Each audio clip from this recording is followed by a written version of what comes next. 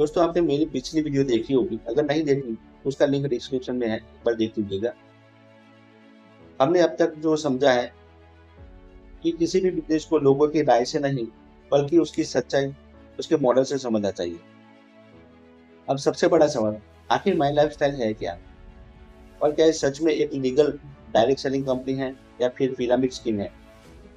यहीं पर सबसे ज्यादा लोग कंफ्यूज हो जाते हैं। तो आइए इसे बिल्कुल आसान भाषा में समझते हैं।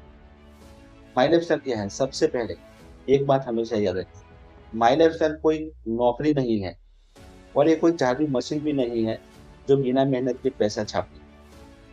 माई लाइफस्टाइल एक product based direct selling company है। मतलब कंपनी अपने प्रोडक्ट को ट्रेडिशनल रिटेल स्टोर्स के बजाय डायरेक्ट कस्टमर्स तक पहुंचाने का तरीका अपनाती है। अब सोचिए, जब आप किसी मॉल या सुपरमार्केट से कोई प्रोडक्ट खरीदते हैं तो उस प्रोडक्ट की कीमत में क्या क्या शामिल होता है? मतलब जैसे डिस्ट्रीब्यूटर, होलसेलर, रिटेलर, शॉप का rate, staff salary, advertising, celebrity promotion और पता नहीं कितने खर्चे। लेकिन डायरेक्ट सेलिंग मॉडल में इनमें से कई मिडलमैन कम हो जाते हैं और कंपनी अपने प्रोडक्ट्स सीधे कंज्यूमर्स तक पहुंचाने की कोशिश करती है। यही कारण है कि इसे डायरेक्ट सेलिंग मॉडल कहा जाता है।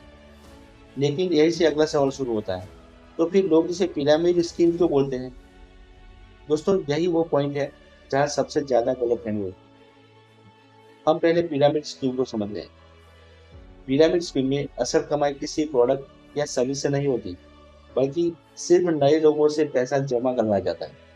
और जैसे ही नए लोग आना बंद होते हैं, पूरा सिस्टम गिर जाता है। यानी बिजनेस नहीं, सिर्फ रिक्रूटमेंट चलता है।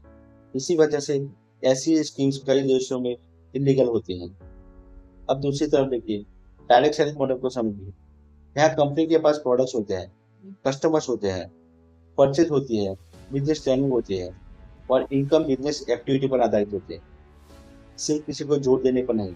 यानी अगर प्रोडक्ट्स ही नहीं है तो सवाल उठना स्वाभाविक है। लेकिन अगर बिजनेस प्रोडक्ट के साथ चल रहा है तो पहले उसे समझना जरूरी है। सिर्फ लेबल लगा देना सही तरीका नहीं है। एक उदाहरण से समझिए, मान लीजिए आपके गांव में एक किसान है। वो अपने खेत की सब्जियां सीधे लोगों को बेचता है। बीच में कोई बड़ा व्यापारी नहीं है, कोई रिटेल शॉप नहीं है, सीधे कस्टमर है। क्या ये गलत है? बिल्कुल नहीं। इसे ही डायरेक्ट सेलिंग का एक सरल उदाहरण समझ सकते हैं। दोस्तों बिजनेस मॉडल बदल सकता है लेकिन सिद्धांत यही रहता है, प्रोड्यूसर से सीधे कंज्यूमर तक पहुंचना। अब मैं आपसे एक सवाल पूछना चाहता हूँ, अगर किसी कंपनी को समझने से पहले हम सिर्फ सोशल मीडिया कमेंट्स पढ़कर या किसी एक व्यक्ति की राय सुनकर अपना डिसीजन ले लें, तो क्या वो सही डिसीजन होगा? बिल्कुल नहीं दोस्तों। क्योंकि हर बिजनेस में कुछ लोग सफल होते हैं, कुछ एवरेज रहते हैं और कुछ लोग बीच में छोड़ देते हैं। इसका मतलब यह नहीं कि बिजनेस अपने आप सही या गलत हो गया है। इसका मतलब सिर्फ इतना है, हर व्यक्ति का परिणाम अलग हो सकता है। इसीलिए किसी भी अपॉर्चुनिटी को इमोशन से नहीं, इंफॉर्मेशन से जज की। लेकिन अगर माई लाइफस्टाइल एक product based direct selling company है, तो क्या हर किसी को इसमें ज्वाइन कर लेना चाहिए? बिल्कुल नहीं, क्योंकि हर बिजनेस हर इंसान के लिए नहीं होता। अगले भाग में हम बात करेंगे कि किसे माई लाइफस्टाइल ज्वाइन करना चाहिए और किन लोगों को इससे दूर रहना चाहिए, क्योंकि यही बात आपका सबसे महत्वपूर्ण फैसला आसान बना सकती है। मिलते हैं अगली वीडियो में। Thank you so much.